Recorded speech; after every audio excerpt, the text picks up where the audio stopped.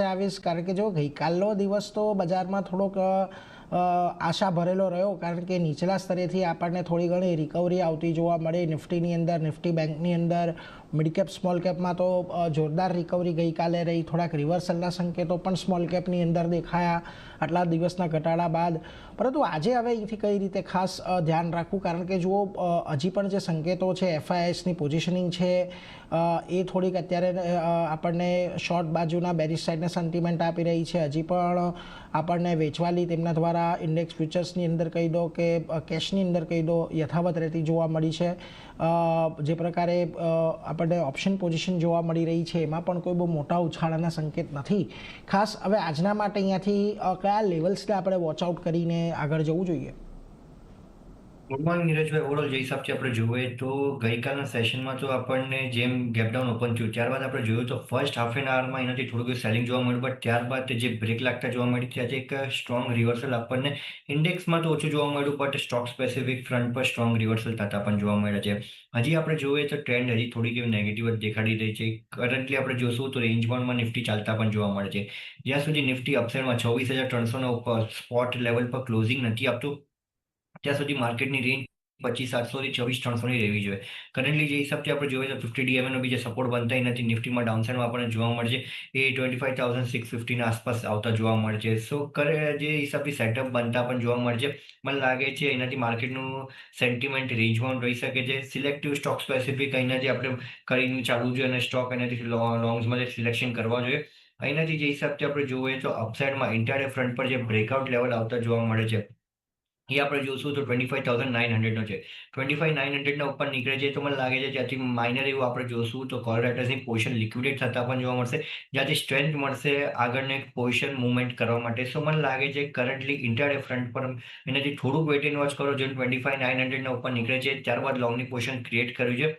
સામે આપણે જોશું તો ડેરિવેટિવ્સ એનાથી જે ડેટા બનતા પણ જોવા મળે છે. આપણે જોઈએ તો પીસીઆર હોય એનાથી જોશું આપણે તો 0.85 પર ક્લોઝ આવતા પણ જોવા મળે છે. 0.85 એક થોડુંક એવું નેગેટિવ સેન્ટિમેન્ટ છે. 0.80 ના નીચે અગર પીસીઆર આજના દેશમાં જાય છે તો મને લાગે છે પ્રેશર હજી વધતા પણ જોવા મળી શકે છે અને કોલરેટિવ પોઝિશન હજી વધતા પણ જોવા મળી શકે છે. જેમ પીસીઆર હોય અપસાઇડમાં 0.95 ના ઉપર નીકળે છે તો મને લાગે છે એક સ્ટેબિલિટી પાછી જોવા મળશે. સો જ્યાં સુધી પીસીઆર હોય 0.95 ના ઉપર અને નિફ્ટી સ્પોટ 25,900 ના ઉપર નથી નીકળતું ત્યાં સુધી હું કહીશ કે વેટ એન્ડ વોચ કરવું જોઈએ. એટલે જો ખાસ કરીને અહીંયાથી થોડોક વેઇટ એન્ડ વોચ કરવાની સલાહ આપણને બનતી દેખાઈ રહી છે. આજનો પીસીઆર કઈ રીતે મૂવ થાય છે એના પર તમારે નિફ્ટીની પોઝિશનિંગ ખાસ કરીને ધ્યાનમાં રાખવાની છે. એટલે આજના દિવસે થોડુંક વેઇટ એન્ડ વોચ વાળું એક સેન્ટિમેન્ટ આપણે ખાસ કરીને બજારમાં જોવા મળી શકે છે. આપણી સાથે ખુશીજી પણ જોડાયેલા છે. ખુશીજી, વેરી ગુડ મોર્નિંગ, આપનું પણ સ્વાગત.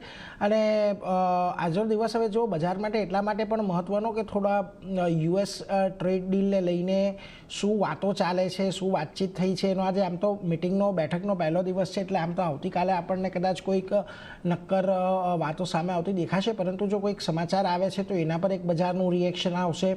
આ ઉપરાંત આજે હવે ફેડની નિર્ણય આપણને મોડી રાત્રે બજાર બંધ થયા બાદ આવતા દેખાશે.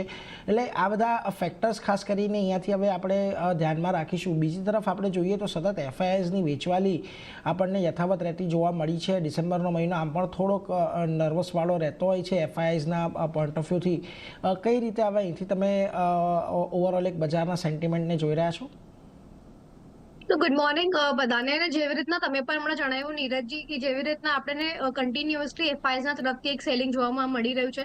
ઉપરથી અગર આપણે હમણાં જોશું તો માર્કેટના સેન્ટિમેન્ટ થોડા હમણાં નેગેટિવના તરફ થોડા જઈ રહ્યા છે, થોડા પ્રેશરાઇઝના કારણે. કેમ કે સેન્ટિમેન્ટ્સમાં અગર આપણે જોશું તો ઘણું પ્રેશર હમણાં માર્કેટ્સના અંદર ફીલ થઈ રહ્યું છે. જે આપણે પહેલા પણ જોયું હતું આરબીઆઈના પોલિસી જ્યારે આવવાની હતી ત્યારે પણ માર્કેટમાં થોડું પ્રેશર રહ્યું હતું કે આપણને જે રેટ કટ મળશે કે નહીં એના માટે. હમણાં પણ અગર આપણે જોશું તો યુએસ જે ફેડમીટની જે રિઝલ્ટ આવવાના છે એના કારણે પણ આજે થોડું માર્કેટમાં પ્રેશર મેન્ટેન થઈ શકે છે. એક્સપેક્ટેશન્સ તો છે કે કદાચ આપણને 25 બેસિસ પોઈન્ટનો એક રેટ કટ પાછો મળી શકે છે યુએસ ફેડના તરફથી પણ. પણ હજી થોડા એક્સપેક્ટેશન્સ બીટ થશે કે નહીં એના કારણે થોડો એક પ્રેશર માર્કેટમાં આજે આપણને બનેલો જો આપણને જોવા મળી શકે છે. સાથે જ જે રૂપિયો નો ઘટાડો આવ્યો છે યુએસ INR ના સામે એના કારણે પણ એક આપણે માર્કેટમાં કન્ટિન્યુઅસલી એક સેલિંગ પ્રેશર અને ઓવરઓલ આખો એક માર્કેટના અંદર એક પ્રેશર બનેલું આપણે જોઈ રહ્યા છે હમણાં હાલમાં. તો જે ઓવરઓલ જે ઓવરઓલ જે મેક્રો લેવલ પર જે હમણાં ફેક્ટર્સ અને સેન્ટિમેન્ટ્સ બની રહ્યા છે હમણાં ઘણા થોડા જે ચિંતાજનક બની રહ્યા છે જે આપણે નિયર ટર્મના અંદર થોડી વોલાટિલિટી ફેસ કરી શકીએ છીએ આપણે. તો હમણાં માટે બેટર હશે કે અગર આપણે જે સ્ટોક સ્પેસિફિક અને સેક્ટર સ્પેસિફિક અગર આપણે કામકાજ રાખશું તો બેટર હશે, કેમ કે હજી આપણને કોઈ ક્લેરિટી નથી મળવામાં આવી કે કેવી રીતના જે ટ્રેડ નેગોશિએશન્સ ચાલી રહ્યા છે કયા સેક્ટર પર કેવી રીતના ટેરિફ્સ લગાવવામાં આવશે એના કારણે. એટલે જો હજી થોડીક સ્પષ્ટતાઓ આપણને બજારની થોડી વધારે ગમતી હોય છે એટલે આ સ્પષ્ટતાઓ ખાસ કરીને આપણને આવતી જોવા મળે. આજે ટ્રેડ રિલેટેડ વાતચીત થવાની છે એને લઈને એટલે એના પર એક ખાસ નજર અહીંયાથી આપણે રાખતા રહીશું. પરંતુ એ સાથે જ અત્યારે સમય થયો